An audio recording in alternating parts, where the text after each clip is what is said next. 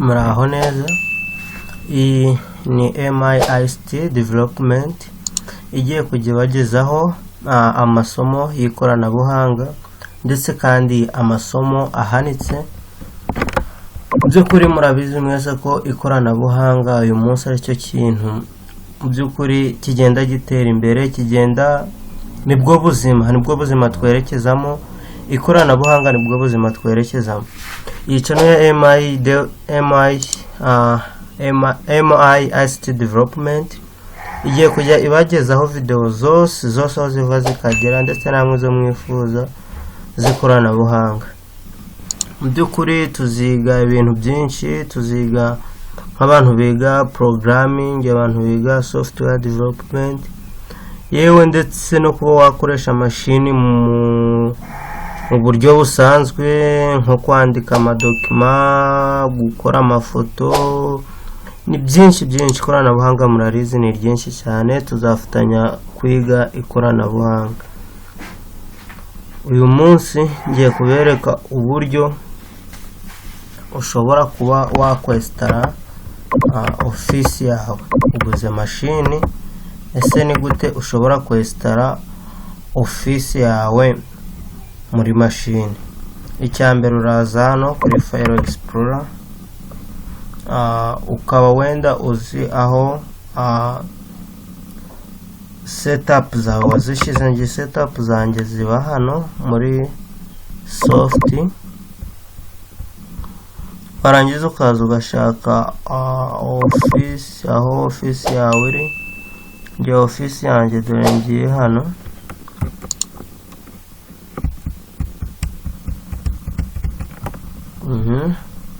office yanjye dore ngiye hano, dore ngiye setup, ukayikandaho.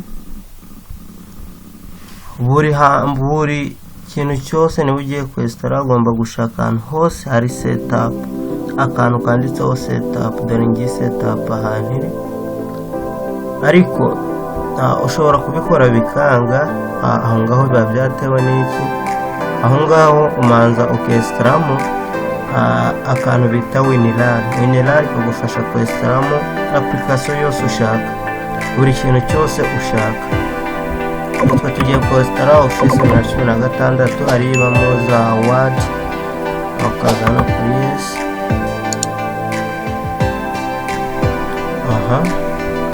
Urabibona, ukaza kuri hano accept, nemeye byose amasezerano, continue, then install now. So ahangaha office yawe urayinstall. Mu by'ukuri hari abantu baba batabizi, ukagura mashini ugasanga ibintu ntibiri kugenda neza. So rero iyi channel yacu nicyo yaziye, buri kantu aho kava kakagera, ndetse nuko tuzakoresha office. Muri office habamo PowerPoint, hakabamo Excel, hakabamo Word. Ibyo byose tuzabikoresha.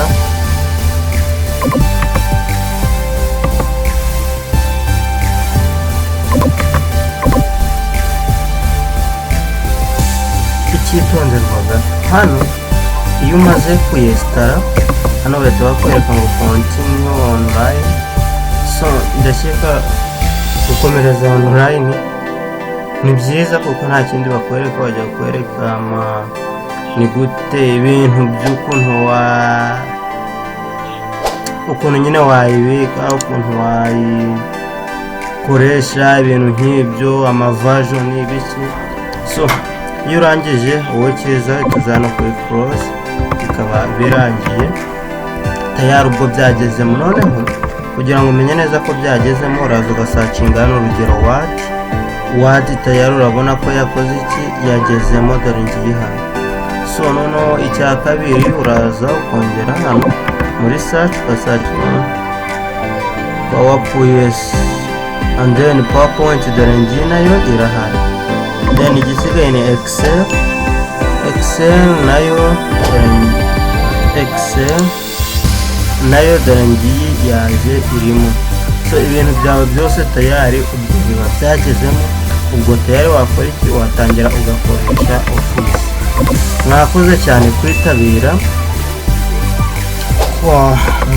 icyo usabwa ni ugukora subscribe. Mu by'ukuri kora subscribe kuri channel yacu kugira ngo video nk'izi tugeze kugeraho, kandi dukomeze twige ikoranabuhanga kuko niyo soko y'ubuzima buri imbere. Murakoze cyane.